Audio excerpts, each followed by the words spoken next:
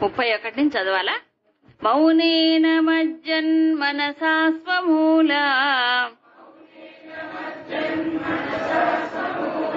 చర్చైవ సత్యాత్మ విచారణం స్యాత్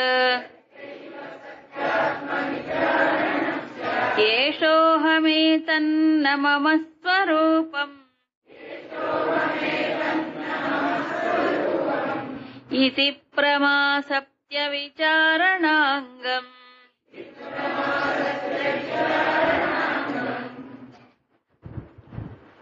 గవేషణా ప్రాప్య హృదంతరం తత్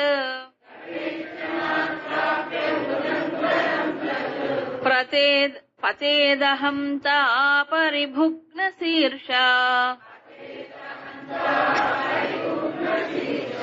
అథాహమన్యత్ పురతి ప్రకృష్టం నాహం కృతిస్తత్ పరమేవ పూర్ణం. అహం కృతిం యో లసతి గ్రసిత్వా కిం తస్య కార్యం పరిశిష్టమస్తి. కించిత్ విజానాతి సనాత్మనోన్యత్ తస్య స్థితిం భావయితుం క్షమః కః. ఆహ స్ఫుటం తత్వమసీతి వేదః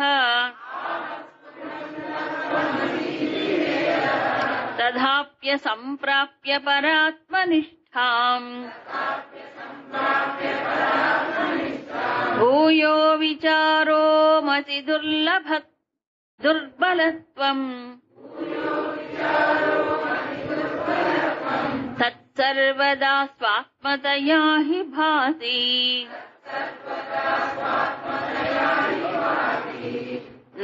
న వేద్మ్యహం మాముత వేద్మ్యహం మాం ఇతి ప్రవాదో మనుజస్య హాస్యః. దృగ్దృశ్య భేదాత్ కిమయం ద్విధాత్మా స్వాత్మైకతాయాం హి ధియాం న భేదాః. హృత్ప్రాప్య సద్ధామ నిజస్వరూపే స్వభావసిద్ధేనుపలభ్య నిష్ఠాం. మాయావిలాసః సదసత్స్వరూప విరూపనానైకముఖ ప్రవాదాః. సిద్ధస్య విత్తిః సత ఏవ సిద్ధిః స్వప్నోపమానాః ఖలు సిద్ధయోన్యాః. స్వప్నః ప్రబుద్ధస్య కథం ను సత్యః సతి స్థితిః కిం పునరేతి మాయాం.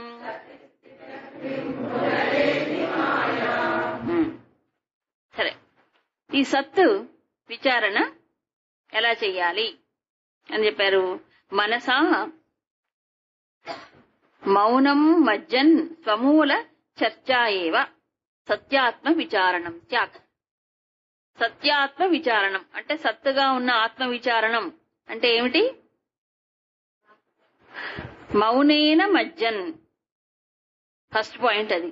అంటే మౌనంలో ఏం చేయాలి? మునిగిపోవాలి. ఎవరు?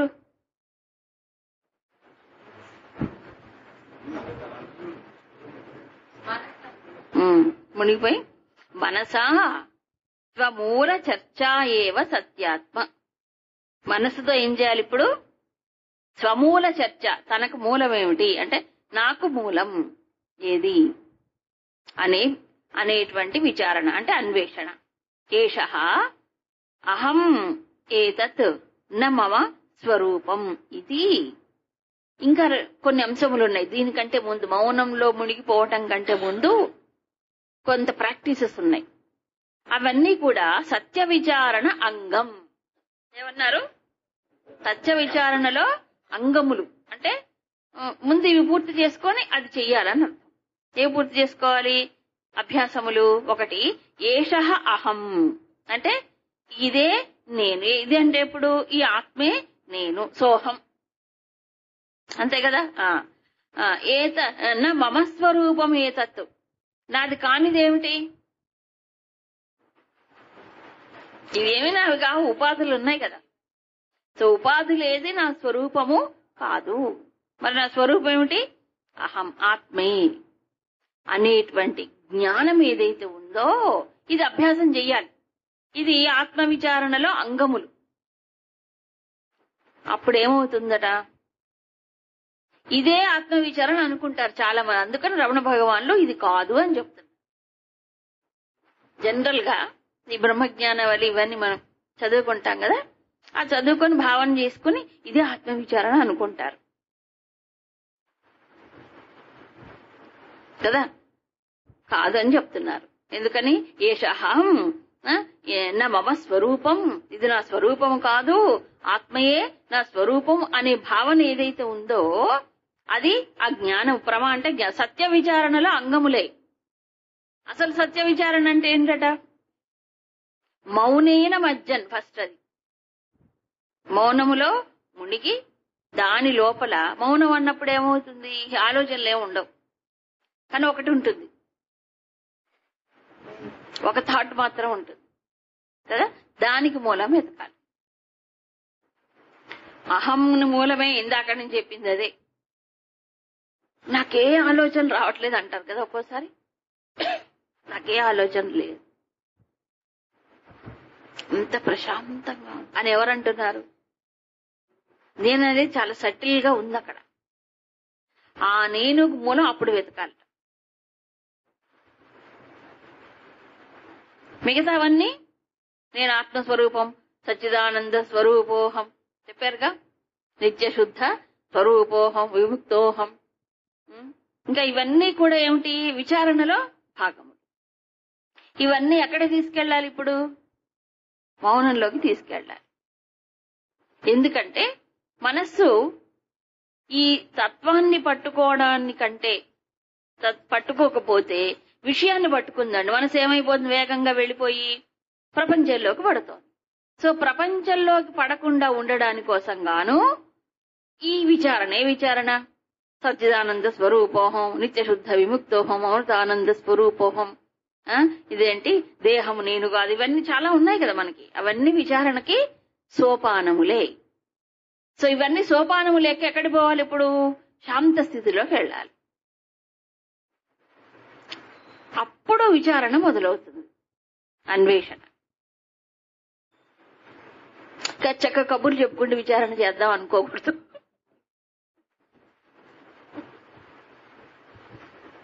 కబుర్లు చెప్పుకోవడానికి ఎవరు ఉండరు అక్కడ.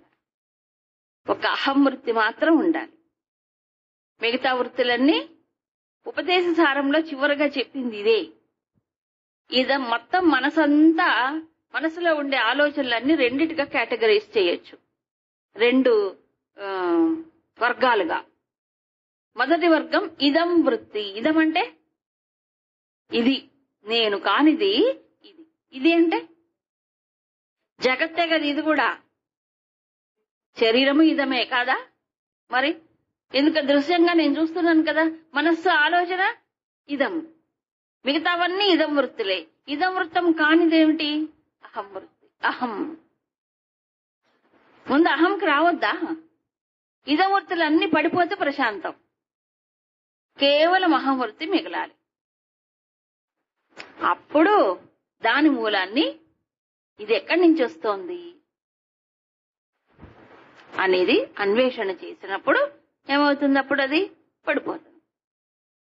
మార్గణే. ఇది విచారణ. చాలా స్పష్టంగా ఉంది. మళ్ళీ మీకు అర్థం కాకపోతే మళ్ళీ చెప్తాను. మళ్ళీ చెప్పాలి. Very good. ఏంటంటే శ్లోకంలో సత్యాత్మ విచారణం అంటే ఏమిటి? స్వమూల చర్చ. అవునా? తనకు మూలం ఏమిటి అనేది వెతకటం. అప్పుడు ఎప్పుడు వెతకగలం? మౌనేన మజ్జన్, ముందు మౌనంలో మునిగిపోవాలట. మౌనంలో ఎవరు మునగాలి? మనస్సు మునగాలి. అంటే మునగటం అంటే ఏమిటి? మనస్సులో ఆలోచనలేవి రాకూడదు. ఇంతకు ముందు శ్లోకంలో కూపం గురించి చెప్పారు, గుర్తుందా? లోతైనటువంటి నిండుగా నీళ్లు ఉన్న బావిలో మునగటం లాంటిది. అంతేగా మరి. అప్పుడు సో మనసులో మౌనం వచ్చినప్పుడు ఒక్క అహం వృత్తి మాత్రం మిగులుతుంది. స్వమూలం అంటే దానికి మూలాన్ని అప్పుడు వెతుకుతాం. మనస్సు మౌనం వహించకుండా అహంనికి మూలం వెతకలేం. అదేగా చెప్పారు మరి. ఇది నిజమైనటువంటి విచారణ అవుతుంది. మరి ఇప్పుడు మిగతావన్నీ మనకు ఉపనిషత్తుల్లోనూ వాటిల్లోనూ చెప్పినటువంటివన్నీ ఏం చెప్పారు? ఏషః అహం ఏతత్ న మమ స్వరూపం. నేను చెప్పుకున్న ఎసర్షన్, నెగేషన్ అంటే తన స్వరూపమును భావించటం, తన స్వరూపము కాని దాన్ని నిషేధించటం. ఈ రెండున్నాయిగా. స్వరూప భావన చేయటం, స్వరూపము కాని దాన్ని నిషేధించటం. మరి దీన్నేమంటారు? ఇది ఈ జ్ఞానం అనేది సత్య విచారణ అంగం. సత్య విచారణలో అంగం అవుతుంది, భాగం అవుతుంది. అంతే తప్ప అదే సత్య విచారణ కాదు. సో ఈ భావన చేసుకోవాలి ముందు. అభ్యాసం చేయగా స్వరూపం ఇది అని నిర్ధారణ అయినప్పుడు మిగతా ఆలోచనలన్నీ తగ్గిపోతాయి. తగ్గిపోవటం కాదు, పడిపోవాలి పూర్తిగా. ఏమవ్వాలి? మౌనం అవ్వాలి. అందుకే భగవద్గీతలో మానసికమైన తపస్సు గురించి చెప్పినప్పుడు ఏం చెప్పారు? మౌనం ఆత్మ వినిగ్రహం. చెప్పరా? మనఃప్రసాద సౌమ్యత్వం మౌనం ఆత్మ వినిగ్రహం భావ సంశుద్ధిరిత్యేతత్ తపోమానస ఉచ్యతే. ఇది మానసిక తపస్సు. ఇది ఏంటి? మానసిక తపస్సు. మనసు ఎలర్ట్ గా ఉండాలి, చాలా ఎలర్ట్ గా ఉండాలి. అయితే ఎలా ఉండాలి? సౌమ్యత్వం, మనస్సు పూర్తిగా సత్వముతో నిండి ఉండటం. అంతేగా మనఃప్రసాద, ప్రసన్నముగా, ఇతర ఉద్రేకములు గాని, ఆరాటములు గాని, అలజడులు గాని ఏమీ లేకుండా అప్పుడే ఈ సాధన విచారణ అనేది మొదలవుతుంది కదా. ఒక రకంగా సాత్విక్ స్టేట్ ఆఫ్ మైండ్.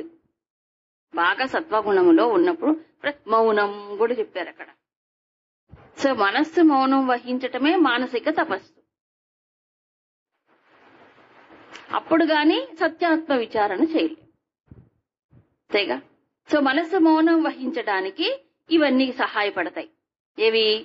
ఈ ఉపనిషత్తులో ఉన్న భావనలన్నీ వాటికి దోహదం చేస్తాయి. ఏది? ఇది నాది కాదు, ఇది నా స్వరూపము కాదు అని కాని దాన్ని నిషేధించి తన స్వరూపాన్ని భావన చేయటం, చింతన చేయటం సహాయపడు. ఇది ఫస్ట్ స్టెప్. తర్వాత మౌనం వహించిన తరువాత అహం అనే వృత్తి ఒకటి ఉంటుంది, దానికి మూలాన్ని వెతకటం తర్వాత. ఏమండి, దానికి మూలాన్ని వెతికినప్పుడు ఏం జరుగుతుంది? అక్కడ ఏమవుతుందా? అహంకృతి గవేషణాత్ ప్రాప్య హృదంతరం తత్. అదేనా? అప్పుడు ఈ అన్వేషణ చేస్తున్నప్పుడు హృదంతరం, తన హృదయాంతరంగములో ఏదైతే ఉంటుందో అది పొందినప్పుడు ఏం జరుగుతుంది? పతేత్ అహంత, ఈ అహంకారం ఏమైపోతుంది? పడిపోతుంది.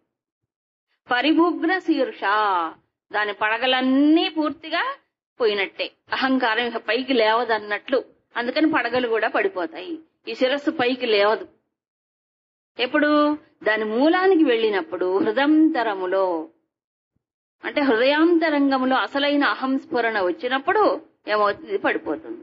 అప్పుడు ఇక్కడ చెప్తా, అహం అన్యత్ అహం స్ఫురతి ప్రకృష్టం. అప్పుడు ఈ అహంకారము కంటే అన్యమైనటువంటి అహం స్ఫురణ ప్రకృష్టం, స్పష్టంగా ప్రకాశిస్తుంది. కాబట్టి అహంకారం పడిపోతేనే అసలైనటువంటి అహం స్ఫురణ ఏదైతే ఉందో అది ప్రకాశిస్తుంది. ఎప్పుడు పడిపోతున్న అహంకారం? గవేషణాత్, అన్వేషణ చేసినప్పుడు. ఎక్కడ అన్వేషణ చేయాలి? మార్కెట్ ప్లేస్ లో కాదు, మరెక్కడ? హృదంతరం, తన లోపలే. ఎక్కడ? మనస్సుని మౌనంలో మునిగిపోయిన తరువాత. అండ్ ముత్యాలు ఎక్కడ దొరుకుతాయండి? ఒడ్డున దొరుకుతాయా? మధ్యలో దొరుకుతాయా? ఎక్కడ? ఊరికి ఎగ్జాంపుల్ చెప్పా కదా. అది కూడా ఎప్పుడు? స్వాతి, అవునా? స్వాతి నక్షత్రంలో పడిన చినుకులే ముత్యాలు అయిపోతాయి, మిగతావి కావు. అంటే హృదయములో అంతర్గతమై లోతు వెళ్ళాలి, మనస్సు కాదు. ప్రయత్నం మనసుతో చేస్తాం, కానీ హృదయాన్ని రీచ్ అవ్వాలి. అదే హృదంతరం, హృదయాంతరంగములో. అందుకే భగవంతుడు ఎక్కడున్నాడంటారు? హృదయంలో ఉన్నాడని. ఆ భగవంతుడినే మనం ఇక్కడ ఏమంటున్నాం? ఏమన్నా సత్తు అంటున్నాం. ఆ భగవంతుడే లోపలుండి అహం స్ఫురణ రూపంలో ఉంటాడు. దక్షిణామూర్తి స్తోత్రంలో ఇదే చెప్పాడు. ఇదే ప్రతి విషయంలో మనకి ఆ స్ఫురణ మాత్రం ఎప్పుడూ ఉంటుంది, అందరికీ ఉంటుంది. అయితే అందరికీ తెలియదు, ఎందుకంటే అహంకారంతో తాదాత్మ్యం ఉంటుంది కాబట్టి తెలియదు. అది అహంకారం పడిపోయినప్పుడు ఈ అసలైనటువంటి అహం స్ఫురణ స్పష్టంగా ప్రకాశిస్తుంది. అది ఎలాంటిదట? నా అహం కృతి. ఇది చిన్న అహంకారం కాదు, మరి ఎలాంటిది? పరం పూర్ణమేవా, ఇది పరిపూర్ణమైనటువంటి స్ఫురణ. దీంట్లో అవధులు లేవు, దీంట్లో విశేషములు లేవు. ఇది పరిపూర్ణం. ఇందాక ఉన్న చిన్న అహంకారం అపరిపూర్ణం, చిన్నది. అది చెప్పాను కదా, అహంకార పిశాచం అన్నారు చూడండి భగవాన్లు, అది పిశాచం, ఇది పరమాత్మ. చూసారా ఎంత తేడా ఉందో? అదేమో పిశాచం, ఇదేమో పరమాత్మ, పరిపూర్ణమైన పరమాత్మ స్వరూపం. సరే, భగవాన్లు ఏమంటున్నారు? తత్వమసి అనే మహావాక్యం వేదములో స్ఫుటం ఆహా స్పష్టంగా చెప్పింది. అయితే తథా అపి అసంప్రాప్య పరాత్మనిష్టాం, చెప్పినప్పటికీ, విన్నప్పటికీ, అర్థమైనప్పటికీ ఈ నిష్ఠ మాత్రం కలగకపోవడానికి కారణం ఏమిటి? మతి దుర్బలత్వం. అది మనస్సు లేకపోతే బుద్ధి విచారణకు సిద్ధంగా లేకపోవడమే. మళ్లీ విచారణ ఎందుకు చేయాలి? అర్థమైతే ఆ నిష్ఠలో ఉండటానికి ప్రయత్నం చెయ్యాలి గాని. కాబట్టి సర్వదా స్వాత్మతయా హి భాతి. నిజానికి ఎక్కడుంది అహం అనేది? ఈ అహం పడిపోతే అక్కడే ఉంది, అహంకారానికి ఎంతో దూరంలో లేదు. కాబట్టి ఇంకా విచారణ మరి ఇంకా కొనసాగుతుంది అంటే మనస్సు ఇంకా మౌనం వహించలేదని అర్థం. అంతేగా మరి. సరే, ఇప్పుడు ఆత్మని తెలుసుకోవడం లేక నాకు తెలియదు అనేటువంటి వాదోపవాదాలు ఉన్నాయి చూడండి. ఏంటి చెప్పారు? ఇది ప్రవాద, మనుజస్య ప్రవాద. మనుషులు వాదోపవాదాలు చేసుకుంటుంటారు. ఏమని? ఆత్మ తెలియబడుతుందా, ఆత్మ తెలుసుకోబడుతుంది అంటారు. ఆత్మ తెలియబడదు అంటారు. కొంతమంది నాకు తెలుసును అంటారు, కొంతమంది తెలియదు అంటారు. ఇవన్నీ ఉట్టి మాటలే. ఉట్టి మాటలు అంటలేదు భగవాన్ లేవా. హాస్య అంటే జోకులటవి. ఎందుకు? దృగ్దృశ్య భేదాత్ కిం అయం విధాత్మ. ఆత్మ తెలుసుకోబడటానికి గాని తెలియకుండా ఉండబడటానికి గాని అదేమైన దృశ్యమా? నువ్వు వేరుగా ఉండే ఆత్మను చూడడానికి. ఆత్మ నీకు నమస్కారం, పరమాత్మ నీకు నమస్కారం అని పెట్టడానికి ఇంకోటి ఉండడు అక్కడ కదా. కాబట్టి దృశ్యం కాదు చూసి నమస్కారం చేయడానికి. దేవాలయాల్లో భగవంతుడైతే నమస్కారాలు ఏమేమో చేసుకోవచ్చు, కానీ పరమాత్మ, అసలు పరమాత్మ హృదయంలో ఉన్నప్పుడు ఏం చేస్తాం? ఇంకోటి ఉండడు కదా అహంకారం పడిపోయిన తర్వాత. అందుకని దృగ్దృశ్య భేదంతో మనం పరమాత్మని చూడలేము. రెండుగా ఉన్నాడా పరమాత్మ? దృగ్గా దృశ్యంగా లేడు. స్వాత్మైకతయాం హి ధియాం న భేదాః. కాబట్టి ఆత్మయే ఆ స్వరూపముగా ఉన్నప్పుడు కాబట్టి నిజానికి భేదములనేవి లేవు దాంట్లో. ఏది పరమాత్మ రెండుగా ఉండడు, ఏకం. ఏకంలో ఇంకోడెవరుంటాడు? లేడు. కాబట్టి పరమాత్మ స్ఫుటంగా స్పష్టమైనప్పుడు, ప్రకటితమైనప్పుడు చూడబడటానికి ఇంకో జీవుడు ఉండడు. ఆ జీవుడు పోతేనే ఈయన స్పష్టంగా వ్యక్తమవుతాడు. కాబట్టి ఏంటంటే రెండే రెండు, నీవైనా ఉండాలి, నేనైనా ఉండాలి. అంతేగా, నేనుంటే ఆయన ఉండడు. ఎవరు? ఈ అహంకారం ఉంటే పరమాత్మ ఉండడు. పరమాత్మ పూర్తిగా స్ఫుటమైనప్పుడు జీవుడు పడిపోయే ఉంటాడు అప్పటికి. అంతే. కాబట్టి దీన్నే భక్తిలో నారద భక్తి సూత్రాల్లో ఇంకో రకంగా సూచించారు. కొంచెం ఈశ్వరోపి దైన్య ప్రియత్వాత్ అభిమాన ద్వేషిత్వాచ్చ. ఈశ్వరుడు కూడా భక్తుడిలో ఉండే అభిమానాన్ని ఒప్పుకోడట. అభిమానం అంటే నేను అంటే ఈ నేనును పెట్టుకొని మిగతా వాటన్నిటినీ చుట్టుకోవటం, ఇదే కదంటే అభిమానం. కాబట్టి ఈశ్వరుడు కూడా అభిమాన ద్వేషిత్వాత్. అభిమానం అంటే ద్వేషం అని కావాలని వాడారు ఆ పదం అక్కడ. దైన్య ప్రియత్వాచ్చ అంటే దైన్య భావన ఇష్టమట. భక్తుడిలో ఉండే దైన్య భావన ఈశ్వరుడికి ఇష్టం. భక్తుడు అహంకారంతో అభిమానంతో ఇలా ఇలా ఉంటే భగవంతుడికి ఇష్టం ఉండదా అన్నాడు. అంతేగా మరి. అహంకారం పైకి లేస్తే అభిమానం, అహంకారం పడిపోతే దైన్యం. నిజమే కదా. మరి ఏది ముఖ్యం ఇప్పుడు? అక్కడ కూడా అహం పడిపోవాల్సిందే. అందుకే సాష్టాంగం. సాష్టాంగం ఎందుకు పడతారు దేవుడి దగ్గర? ఎందుకు పడతారు? సర్వస్వార్పణ. నాదేమీ లేదు స్వామి, సర్వము నీదే. మనస వరస వచస పద్భ్యాం కరభ్యాం కరణాభ్యాం సాష్టాంగం ఉచ్యతే. అంతేగా. ఈ 8 ఆయన ముందు పడేయాలి. ఆ పైకి ఎత్తకూడదు, అందుకే కింద పడేది. దండవత్ అంటే ఒక కర్ర పడ్డట్టు పడాలంట. ఆయన ముందు పడినప్పుడు మళ్ళీ పైకి లేవకూడదు. మరి ఎక్కడ ఉండాలి? ఆయన కిందే ఉండాలి. అదే అక్కడ దైన్య భావన, లేకపోతే అహంకార రాహిత్యం. అందుకని నిరహంకార భావన కోసం ప్రయత్నం చేయాలి జాగ్రత్తలో ఉన్నప్పుడు కూడా. కాబట్టి అక్కడెక్కడో అహంకారం పడిపోవాలనుకోకూడదు. అది బాగా ఉబ్బిపోయి ఉన్నప్పుడు దాన్ని ఎక్కడ పడిపోతుంది? కాబట్టి మెలకువగా ఉన్నప్పుడు వ్యవహారంలో కూడా దానికోసమే ప్రయత్నం చెయ్యాలి కదా. దానికి ఎప్పుడూ విలువని ఇవ్వకూడదు. దేనికి? అహంకారాన్ని. అది చాలా. అందుకే భగవద్గీత నిర్మమో నిరహంకార ఎన్ని చోట్ల చెప్పాడో చెప్పలే. నిర్మమో నిరహంకార ఈ రెండు మనిషిని చెప్తా. ఒక పిశాచం కదా, 2 పిశాచాలు. ఒకటి అహం, 2 మమ. ఈ రెండే పట్టుకుంటాయి మనిషిని, అవునా కాదా? కాబట్టే ఈ రెండింటిని తీసేయాలంటే నాదేమీ లేదు, అసలు నేననేది దానికి ఉనికి లేదు. ఉన్నవాడు పరమాత్మ ఒక్కడే. కాబట్టి ఆ పరమాత్మ సర్వత్రా ఉన్నాడు. కాబట్టి ఈ నేనుకి విలువ ఏముంది అసలు? చెప్పడానికి విచారణ చేస్తే అది పడిపోతుంది అన్నారుగా. ఇది ఎప్పుడు స్ఫురణలో ఉండాలి. దేవుడి దగ్గరికి పోయి పూజలు చేసుకొని దేవుడు అని అనుకోండి, గొడవ గొడవ గొడవ. ఏం చేస్తాం? ఉన్నది ఆయన ఒక్కటే అయినప్పుడు ఏం అడగాలి ఇంకా? నేననేది లేనే లేకపోయి అది మాయ, అది పోగొట్టుకోవాలి. నాదనేది ఉందా చెప్పుకోవడానికి? ఈ దేహం కూడా నాది కాదు. ఇవన్నీ పంచభూతాలని చెప్పారు. పంచకోశములన్నీ పంచభూతములే, ప్రపంచంలో భాగమే. ప్రపంచం అంతా తానే ఉన్నప్పుడు నేనని చెప్పుకోవడానికి గాని అడగటానికి గాని ఏమీ లేదు.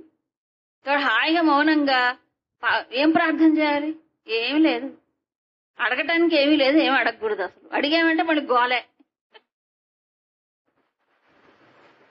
అవునా కాదా? కాబట్టి మహా అయితే అడిగితే భగవాన్ చెప్పినట్టు అన్నీ భవనం స్వామి నీ లోపల లీనం చేసుకో, కరిగిపోని కలిసిపోని, ఇంకా అసలు పైకి లేవనే కూడదు. ఇది ఒక్కటే అడగాలి, ఇంకేం అడగకూడదు.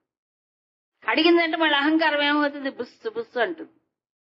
మమకారం వచ్చి పట్టేసుకుంటుంది. అంతేగా? అందుకు చదువుకోవాలి. భగవంతుడి దగ్గర పోయి గొడవ చెయ్యొద్దు. ఎంతసేపటికి మనకి ఎప్పుడు స్థూలమే స్థూలం స్థూలం. అక్కడ పోయి నా ఫోటోలే కావాలి. కర్మ గాలిపోయి మనకి ఎక్కడ పోయినా మన ఫోటోలే. ఆయన్ని ఫోటో తీసుకుందామని ఎవరైనా అనుకుంటారా? చెప్పండి. మా వాళ్ళకి చూపించుకోవద్దండి అక్కడ పోయి. మళ్ళీ మేము వెళ్ళొచ్చామని చూపించుకోవద్దు. దీనికోసమైనా కాదా చెప్పండి? ఫోటోలు ఎందుకు తీసుకోవాలి? నిజాన్ని ఒక్కసారి ఆలోచించండి. మనం ఎంత విన్నా ఎంత చదివినా మన కోరికలు చావవు. స్థూలమైనవే చావకపోతే సూక్ష్మమైన ఎక్కడ పోతాయి? అమ్మగారు మీరు రండి, మీరు రండి, మీరు రండి, మళ్ళీ నన్ను కూడా లాగేది కొంచెం. మీరు లేకపోతే మరి ఎట్లా మేము కదా? అంటే మనం ఎంత తెలివి తక్కువగా ప్రవర్తిస్తున్నామో, ఎంత భగవాన్లు ఎంత దిగొచ్చి ఎంత చక్కగా చెప్పినా మళ్ళీ ఈ అహం. మళ్ళీ ఫోటో అంటే ఎవరు? ఇదే ఇదే ఇదే ఫోటో అంటే. అవునా కదా? ఇదే. మళ్ళీ ఫోటోలో అందరున్నా ఫోటో చూసినప్పుడు ఎవరిని ఎత్తుక్కుంటారు? ఎవరైనా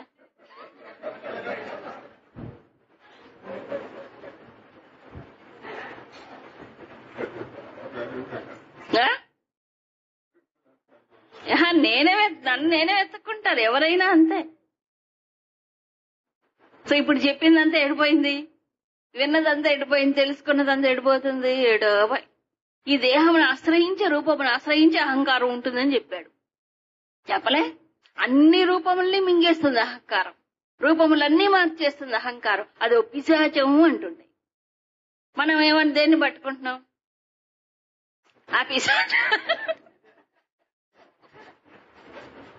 ఆ పిశాచాన్నే పట్టుకుంటున్నాం.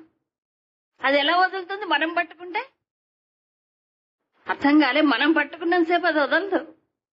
దాన్ని వదలగొట్టుకోవడానికి చేసే ప్రయత్నములో వీటికి ఇంపార్టెన్స్ ఇవ్వకూడదు. అది సాధనలో ముఖ్యమైనటువంటి అంశం, ముఖ్యమైన అంశం అది.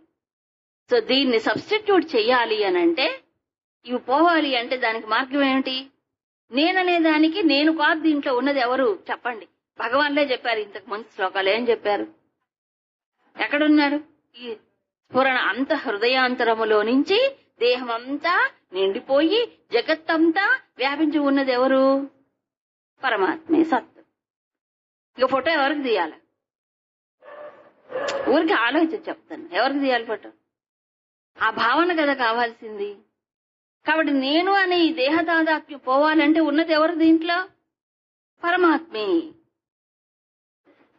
అనే భావన చేసుకోవాలి. ఎక్కడో లేడు, ఎక్కడికో పోవాలి, ఏదో చెయ్యాలనుకోవటం కాదు. లోపలే నిండుగా ఉన్నారని చెప్తున్నారుగా. అవునా? అందుకే బీ సీరియస్. ఏంటంటే ఏదో క్లాస్ లో ఉన్నంతసేపు బాగా ఉందనుకోవడం, బయటికి వెళ్ళి మళ్ళీ మామూలు అయిపోతుంది. అంటే ఈ వారం రోజుల్లో కూడా దాన్ని క్యారీ చేద్దాం అనేటువంటిది ఉండట్లేదు. వెంటనే వెళ్ళిపోయి దూకేసేయడం. అవునా? అంటే మీరు ఏమనుకోకూడదు. అంటే మనం ఎంతగా బాహ్య విషయాలు ఎంత ఇరుక్కుపోయాము, విషయం ఎంత లోపలికి వెళుతోంది అనేది. అది సరే. మరి కోపడ్డానేమో నాకు తెలియదు, తప్పట్లేదు. ఇహ సిద్ధి సిద్ధస్య విత్తి సతయేవ సిద్ధి. ఈ సత్తని తెలుసుకోవటం ఏదైతే ఉన్నదో అదే సిద్ధి. అతనే సిద్ధ పురుషుడు అవుతాడు తప్ప మిగతావన్నీ అన్యాహ సిద్ధయ. ఇది కాకుండా మిగతా సిద్ధులన్నీ ఎలాంటివి? స్వప్నోపమానాహ, స్వప్నముతో సమానం. అంతే. స్వప్నం ఉపమానముతో పోల్చి చెప్పాలి. అవన్నీ యథార్థము కాదు. స్వప్న ప్రబుద్ధస్య కథమును సత్య. సత్యమును స్వప్నములో నుంచి మేలుకున్నటువంటి వాడికి ఏమవుతున్నప్పుడు సత్యం అనేది ఎప్పుడూ ప్రకటితమవుతూ ఉంటుంది. సత్య సతి స్థిత కిం పునరేతి మాయాం. అంటే సత్యములో నిలబడినటువంటి వాడికి మాయలో మళ్లీ తిరిగి తగులుకోవటం అంటూ ఉండదు. మళ్లీ మాయలో పడడు. మాయలో పడ్డమంటే ఇదిగో నామరూపాత్మకమైనటువంటి ఈ జగత్తుని, ఇగో ఈ శరీర మనోబుద్ధుల్ని తాను అనుకోవటమే. ఇది ఇదం, ఇది మమ అనుకోవడమే. ఇది మాయ. వాడు మళ్ళీ మాయలో పడతాడా? పడడు. స్వప్నంలో మేలుకున్నవాడు మళ్ళీ కల్లోకి పోతాడండి? కళ్ళ నుంచి మేలుకున్నప్పుడు బొమ్మ చూడండి, మీరు ఎవరిని ప్రయత్నం చేయండి, పోలేం. అలాగే సత్యమును తెలిసినటువంటి వాడు మళ్ళీ వెళ్ళిపోయి దీంట్లో కూరుకుపోలేడు, పోడు. అది అయితే మీరు ఒకటి అడగొచ్చు, తెలివికల వాళ్ళు మీరంతా. ఏమంటే భగవాన్లకు కూడా ఫోటోలు బోళ్ళు పెట్టారు కదండి.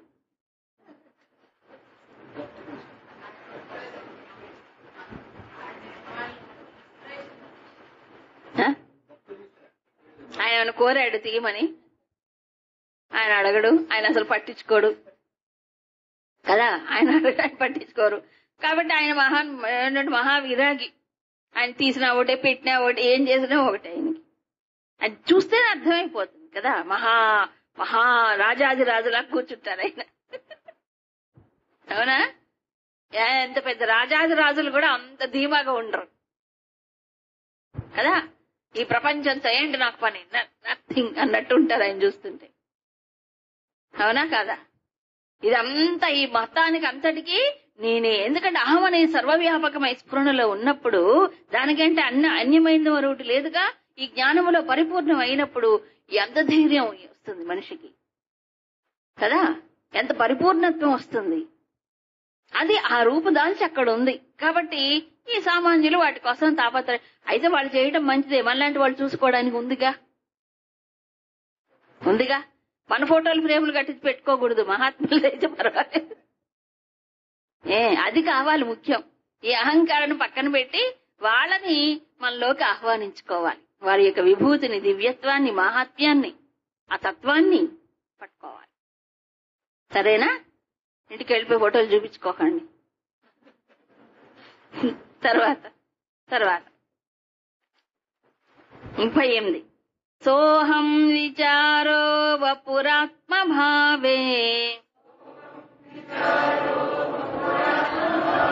సాహాయ్యకారీ పరమార్గణస్య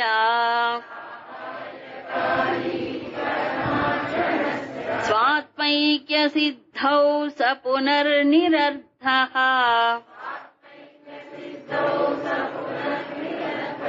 యథా నరత్వ ప్రమితిర్నరస్య సోహం విచారో వపురాత్మభావే సాహాయ్యకారీ పరమార్గణస్య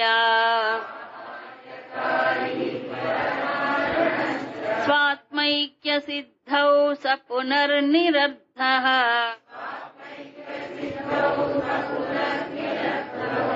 యథా నరత్వ ప్రమితిర్నరస్య. ఈ భగవాన్లు సూచించిన ఏది ఆత్మ విచారణ, అహంకి మూలాన్ని వెతకటం. నిజానికి చెప్పాను కదా, బ్రహ్మాస్త్రానికి మించింది లేదు పురాణాల్లో. అలాగే ఇక్కడ తత్వమసి మహావాక్యం. ఇప్పుడు సోహం విచారణ చెప్తున్నారు. సోహం విచారం కూడా ఎప్పుడు వపుహు ఆత్మభావే సహాయకారి.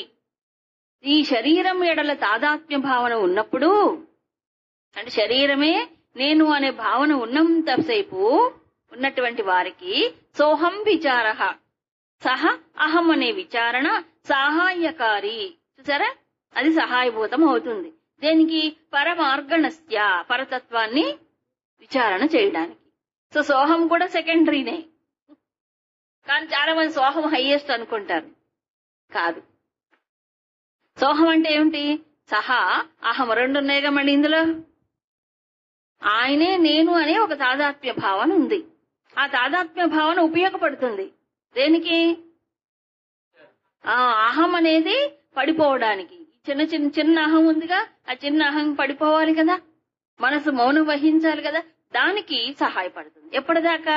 వపుర ఆత్మభావే, శరీరం మెడలు తాదాత్మ్య భావన ఉన్నంత వరకు ఇది ఈ హెల్ప్ తీసుకోవాలి, ఇది సహాయపడుతుంది. అవునా?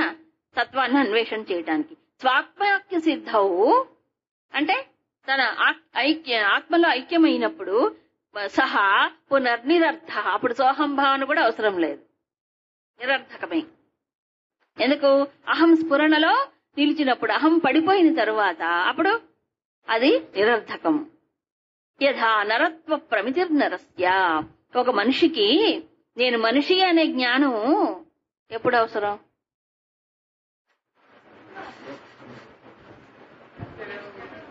నేను మనిషిని అని తెలియనప్పుడు మనిషి అనే జ్ఞానం కావాలి. మర్చిపోయినప్పుడు. నేను మనిషిని అని తెలిసిన తర్వాత కావాలా? నేను మనిషినండి, నేను మనిషి, నేను మనిషి. ఎవరైనా అనుకుంటారా? అనుకోరు కదా. అలాగే సోహం భావన కూడా. సహ అహం, సహ అహం, సహ అహం. ఎప్పుడు? ఈ శరీరం నేను అనే అజ్ఞానం ఉన్నంత కాలం నేను ఇది కాదు అది అని పట్టుకోవడానికి కావాలి. ఆ అహం ఏమిటో మూలానికి వెళ్లి తెలుసుకున్న తరువాత ఈ సోహం భావన ఏమైపోతుంది? అప్పుడు నిరర్ధకమే. అంతేగా. ఇప్పుడు దీన్నే ఒక కథలో చెప్తారు. అంటే తత్వమసి మహావాక్యం చెప్పినప్పుడు మహాత్ములు చెప్పిందే ఇది. బహుశా పరమాచార్యులు ఎక్కడో చెప్పుకుంటారు. ఒక అడవి, దట్టమైన అడవి. అడవిలో ఒకనొక పులులు, సింహముల గుంపు. సింహములు అంటే ఎక్కువ ఉండవు, కొన్నే ఉంటాయి. అందులో ఒక సింహం అనేది ఏమైపోయిందంటే పాపం ఆ సింహం ప్రసవించిన తర్వాత చచ్చిపోయింది వెంటనే. చిన్న పసి కూన ఉంది, సింహం కూన. అయితే నక్కల కుక్కల గుంపు. అయితే ఆ చిన్న పిల్ల ఏదైనా భయం ఉండదు. చిన్న రూపంలో ఎవరికైనా ఇష్టం కలుగుతుంది చిన్న పిల్లల్ని. కాబట్టి ఎవరైనా దగ్గర తీసుకొని పాలించాలనుకుంటారు. ఈ నక్కలన్నీ ఏం చేశాయంటే ఆ సింహ పిల్ల అలా పడి ఉంటే పాపం తీసుకువెళ్లి పెంచాయి. అవునా? పెంచేటప్పటికి అది నక్కల సహవాసంలో పెరిగింది కాబట్టి ఏమనుకుంటుంది? అది నేను నక్కనే చిన్నప్పటి నుంచి అదే ఇదిలో ఉంది కాబట్టి నేను నక్కనే అనుకుంది తప్ప నేను సింహాన్ని అని తనకు తెలియదు. ఎందుకంటే తన రూపం తనకంత అవేర్నెస్ లేదు కాబట్టి. అలా నక్కలాగే ఊల పెడుతుంది, నక్కలాగే పరుగులు పెడుతుంది. నక్కలాగే వేరొక సింహం అడవిలో తిరుగుతున్నప్పుడు ఏమంటుంది? అది పారిపోతుంటుంది. కానీ మా జాతి సింహం అనేది అక్కడికి వెళ్ళట్లేదు, వీటితో పాటు పరిగెత్తి పారిపోతుంది.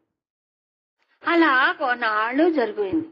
అయితే అడవిలో ఉండే పెద్ద సింహం ఏం చేసిందంటే ఆ గుంపునంతటి చూసి ఓ సింహాన్ని చూసింది. పెరిగి పెద్దదైంది. అది నక్కల్లాగా పరిగెడుతుంది ఆ సింహం.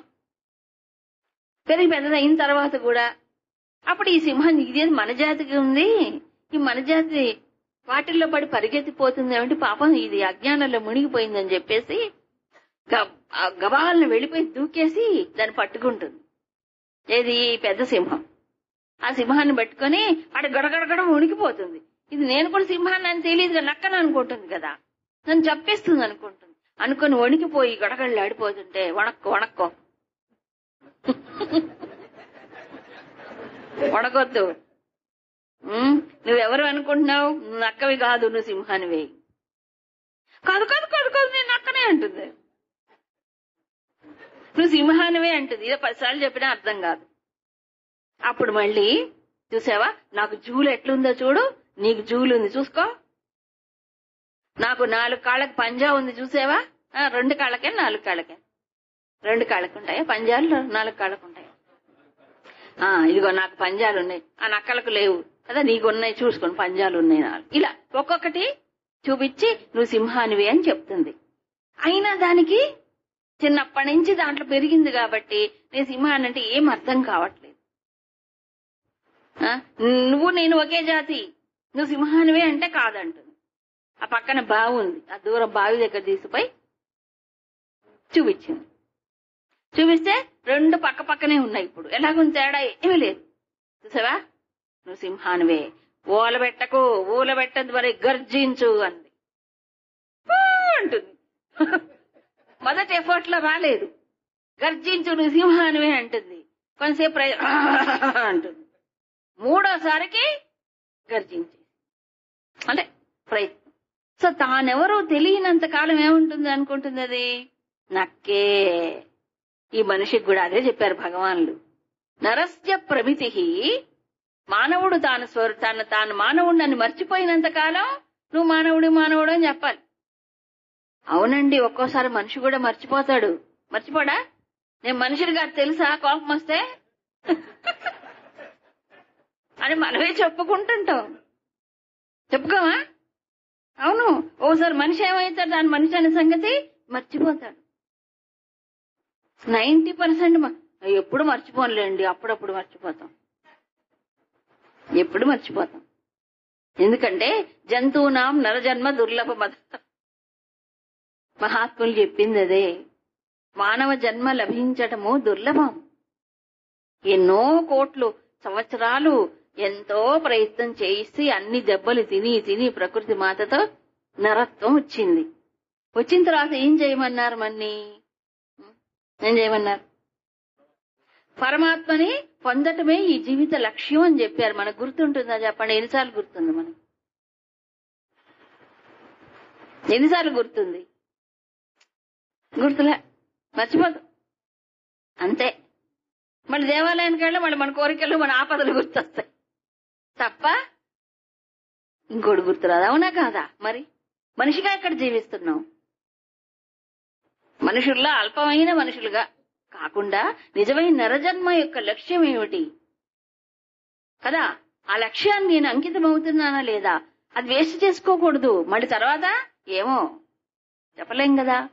అది సరే. ఇప్పుడు మానవుడిని గుర్తు చేయాలి. ఎప్పుడు? మర్చిపోయినప్పుడు, తన జీవిత లక్ష్యాన్ని తెలుసుకోనంతకాలం. తెలుసుకున్న తర్వాత మళ్ళీ చెప్పక్కర్లేదు కదా, అక్కర్లేదు కదా, నేను నరుణ్ణి అనుకోక్కర్లేదు. అలాగే ఇక్కడ కూడా సోహం విచారణ ఎప్పుడు? నేను దేహమును అనే తాదాత్మ్య భావన ఉన్నంత కాలం సహ అహం నేను ఇది కాదు, ఆ పరమాత్మ అనే విచారణ అవసరం, సహాయకారి. అవునా? అది నిర్ధారణ అయిపోయిన తర్వాత ఇది అవసరం లేదు. అహంకి మూలం వెతుక్కోవాలి అంతే. ఇవన్నీ పడిపోయిన తర్వాత అప్పుడు మళ్ళీ అయం ఇది అనిపిస్తుంది. ఈ